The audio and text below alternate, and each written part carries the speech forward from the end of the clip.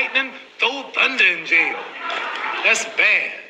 Only last week, I murdered a rock, injured a stone, hospitalized a brick. I'm so mean, I make medicine sick.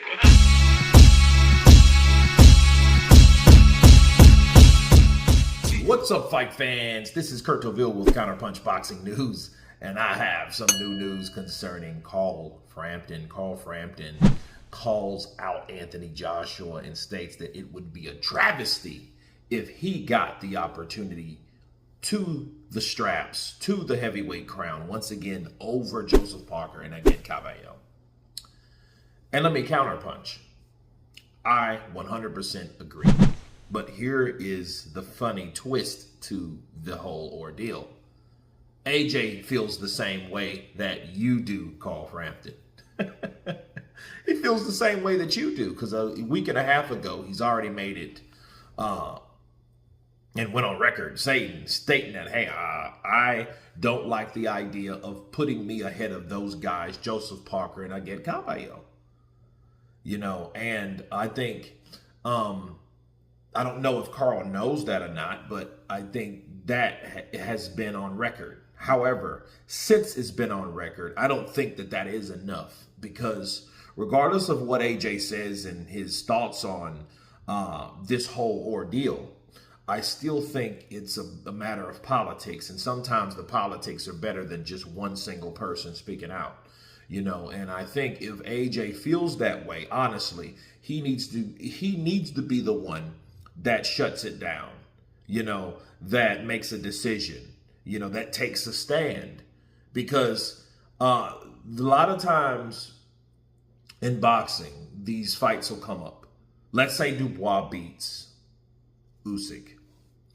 And let's say that Dubois then is open to a fight with Anthony Joshua.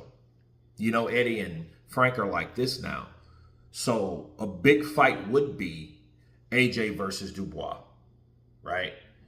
And the rematch, because we need to see a lot of things. We need to see if AJ improved. We need to see, you know, if he could actually beat him. We need to see if Danny Dubois is the real deal. And if he beats Usyk, he would definitely be the real deal, you know, because that's the fourth win in a row at that point. Well, I think at that point, with all that pressure, with all that expectation, with that opportunity, do you still think AJ will think and feel the same way that he feels now?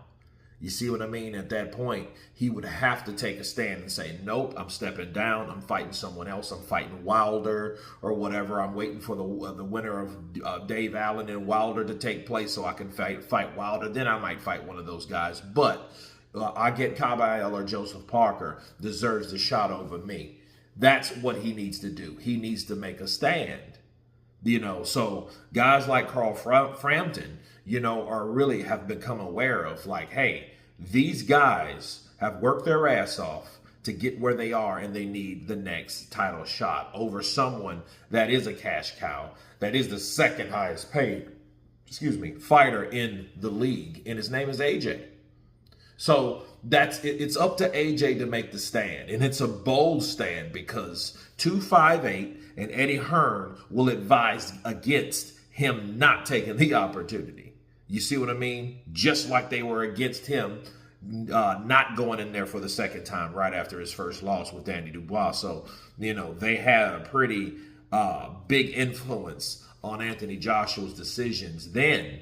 So what makes you think that they wouldn't have that same influence now? You see what I'm saying? So the pressure would be tough each way, coming or going, accepting or not accepting. That's what I think this issue is about. You know, so I think AJ, you know, has a big decision if he's offered with that. It's one thing to say that, but it's another thing to actually turn it down when it becomes available for you, when it presents itself, that opportunity meaning. So you guys tell me what you think of Carl Frampton and his call out of Anthony Joshua, and how Anthony Joshua feels. If you guys didn't know that, of course, please subscribe. I got to get going. And you guys been Counterpunch. Peace!